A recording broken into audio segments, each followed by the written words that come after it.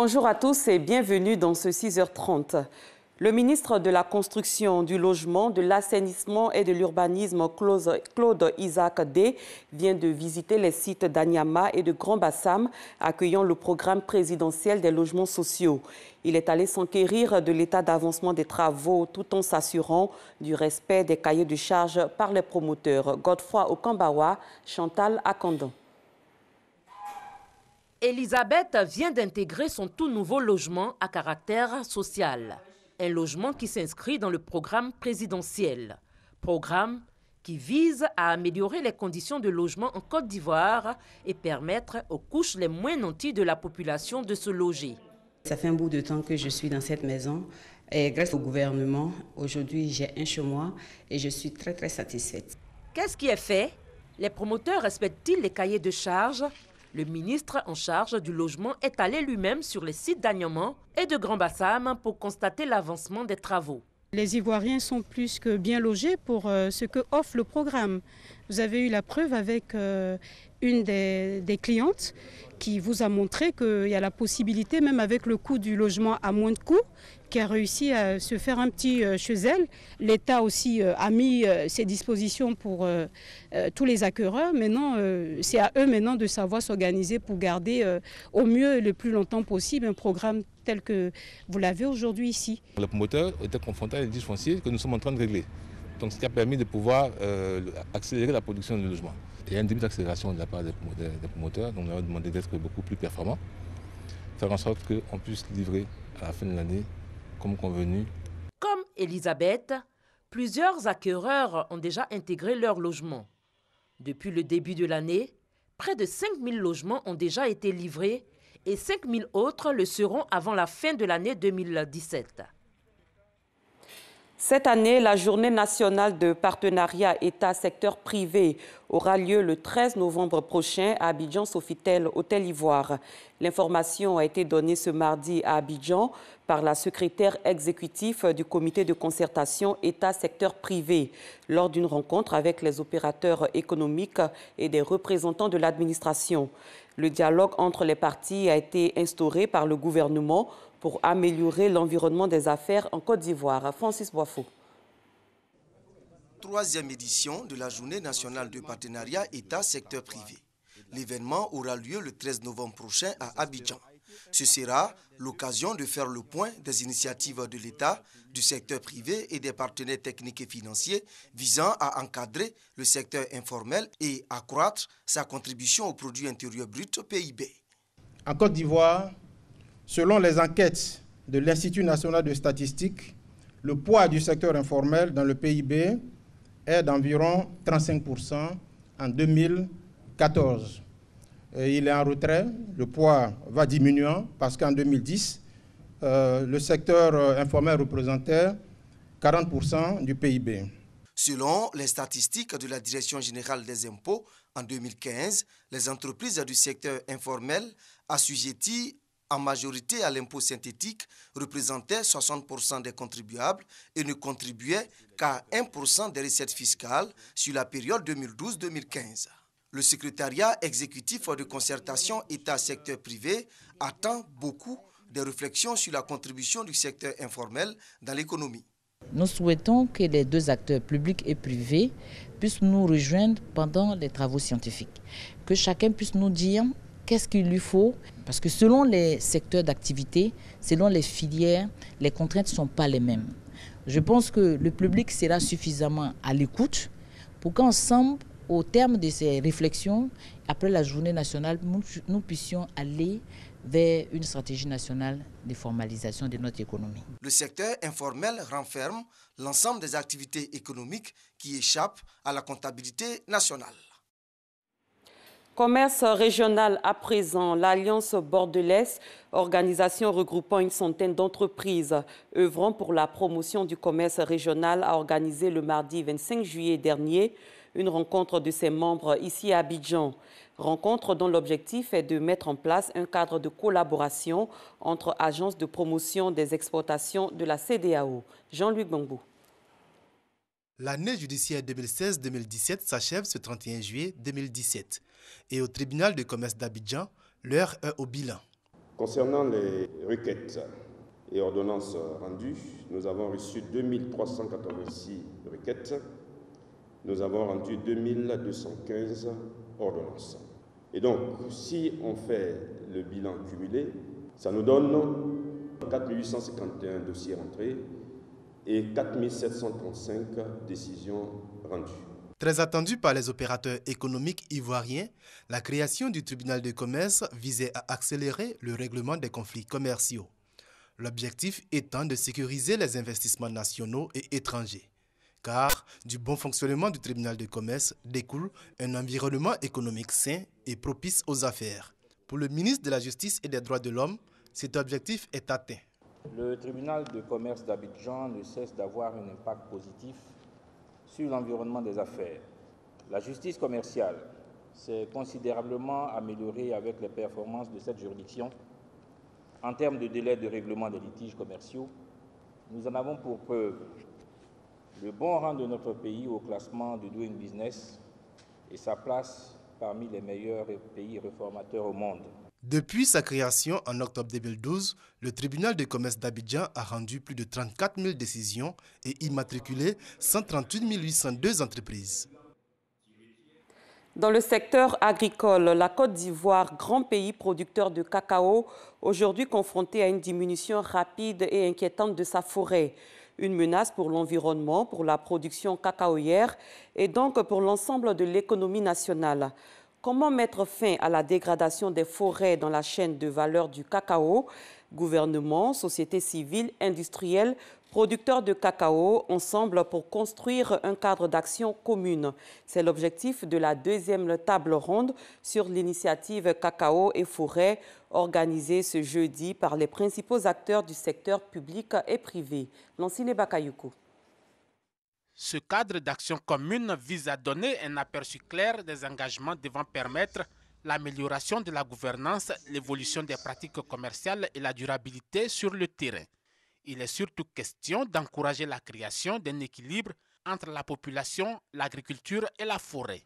Un cadre d'action commune autour de 3 piliers clés. Premièrement, la protection. Deuxièmement, la production durable. Et troisièmement, l'inclusion des communautés dans la gestion des forêts. En tout premier lieu, ce cadre d'action commune va être mis en place de concert avec la filière cacao du Ghana et de la Côte d'Ivoire. Cette initiative, une question de survie pour le monde paysan, fortement ébranlée par les menaces qui pèsent sur la filière. L'initiative Cacao et Forêt nous apporte beaucoup. Déjà avec la déforestation grandissante dans nos différentes zones de production du cacao, ça nous permet de nous appuyer sur les différentes expériences pour vraiment amener les producteurs à prendre conscience de l'importance même de la forêt. Des cacaoculteurs à sauver, mais une économie nationale à maintenir dynamique. Le gouvernement affiche sa détermination. Nous allons avoir les écosystèmes régulables, des systèmes de pluviométrie bien maîtrisés et on ne va plus assister à une déforestation assez grande. Parce qu'on va introduire avec ce système l'agroforesterie de manière que l'économie soit encore conservée et l'environnement soit encore conservé. En Côte d'Ivoire, aujourd'hui, le cacao, c'est plus de 40% des recettes d'exportation. On s'intéresse à la coopération entre la Côte d'Ivoire et la France. L'Agence française de développement, AFD, a offert du matériel roulant d'une valeur de 160 millions de francs CFA au ministère des Ressources animales et halieutiques MIRA. Objectif, aider le MIRA à renforcer les capacités de ses directions dans le suivi du programme FATSI. Chris Diomandé, Grace Kondo. 7 véhicules de type 4x4 et 10 motos remis au ministère des Ressources animales et halieutiques d'une valeur de plus de 160 millions de francs CFA. Un don de l'Agence française de développement AFD. Ce sont donc au total plus de 10 milliards de francs CFA qui sont mobilisés au bénéfice du ministère des Ressources animales et halieutiques. Je me félicite au nom de l'Agence française de développement des excellentes relations qui existent entre le MIRA et l'AFD et voudrais donc réitérer l'engagement de l'AFD dans son partenariat avec votre ministère pour vous accompagner dans vos projets de développement. Ce matériel roulant permettra de renforcer les capacités opérationnelles des services du MIRA à travers la direction de la planification, des statistiques, des programmes et de la direction des services vétérinaires dans le suivi de la mise en œuvre du programme filière agricole durable de Côte d'Ivoire. Ce financement a permis d'impacter favorablement ces deux filières.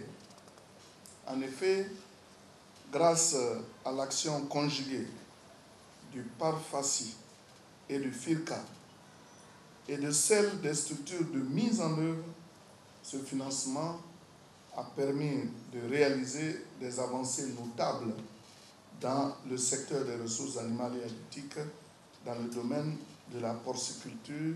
Les bénéficiaires ont été exhortés à utiliser ce matériel à bon escient.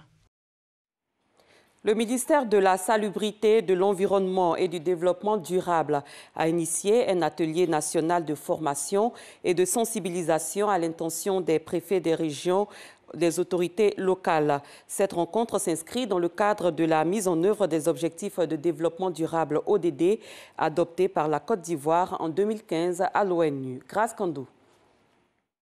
Le processus de mise en œuvre des 17 objectifs de développement durable ODD adoptés par la Côte d'Ivoire lors de la 68e Assemblée générale des Nations unies est en marche. L'atteinte de ces ODD passe par la collaboration de toutes les parties prenantes. La collaboration de toutes les parties prenantes sous la conduite éclairée du gouvernement nécessite une sensibilisation accrue, l'information et le renforcement des capacités dans le corps préfectoral. C'est dans cette optique qu'est organisé cet atelier national de sensibilisation, de mobilisation et de renforcement des capacités et des collectivités territoriales, maillon essentiel de mise en œuvre des politiques de développement et de l'aménagement du territoire. Cette rencontre, qui dure 2 jours, sera l'occasion d'informer les participants sur la feuille de route des ODD en vue de mieux les imprégner. Notre implication est primordiale dans la mesure où notre fonction d'abord, c'est de promouvoir le développement dans les régions. Et cet atelier va nous permettre de renforcer nos capacités en la matière, donc de traiter des sujets qui puissent effectivement impulser le développement dans nos régions. Les régions et les mairies sont des structures décentralisées et qui vivent au quotidien l'environnement de leur localité, près des populations. Et de ce point de vue-là, nous avons beaucoup à dire et à apporter à cet atelier. Lutte contre les changements climatiques, éducation de qualité, villes et communautés durables sont quelques-uns des objectifs de développement durable. Le ministère de la Santé et de l'Hygiène publique a organisé une cérémonie de présentation des résultats du projet Leadership Management et Gouvernance récemment lancé à Cocody. Ce projet consiste à améliorer les conditions de vie des populations et former le personnel de santé contre d'éventuelles épidémies. Chris Diomandé, Astoutouri.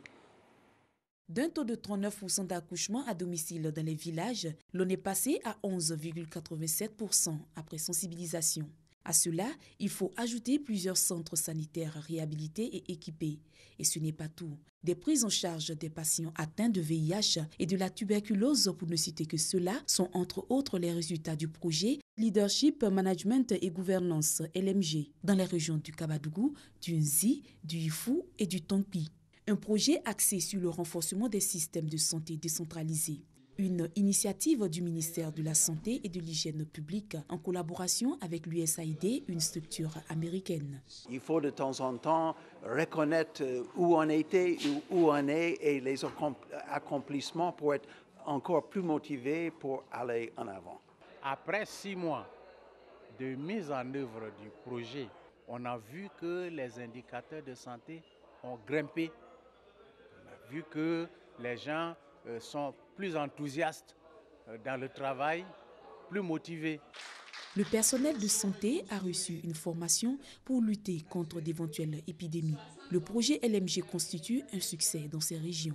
Le projet LMG est venu à point nommé pour permettre à chaque structure de relever les défaillances afin de pouvoir trouver les solutions pour une bonne mise en œuvre des activités. Financé à hauteur de 7 milliards de francs CFA par l'USAID, le projet Leadership, Management et Gouvernance LMG va s'étendre dans les régions du Bélier, de la Niébitiassa et du Sud Komoui. Hors de nos frontières, une mosquée chiite à Hérat, dans l'ouest de l'Afghanistan, a été ce mardi 1er août la cible d'un attentat. Le bilan s'élève à au moins une trentaine de morts et des dizaines de blessés. Un bilan qui pourrait s'alourdir. Dans leur dernier rapport, le groupe d'experts de l'ONU dresse un état des lieux très documenté et inquiétant de la situation en Centrafrique. En dehors de Bangui, le pays continue clairement de vivre sous la coupe des groupes armés et le nombre de déplacés gonfle dangereusement. Autre point important, le trafic permanent d'armes entre la République démocratique du Congo et la Centrafrique. C'est la fin de ce 6h30. Merci de l'avoir suivi. Très bon début de journée à tous et à toutes.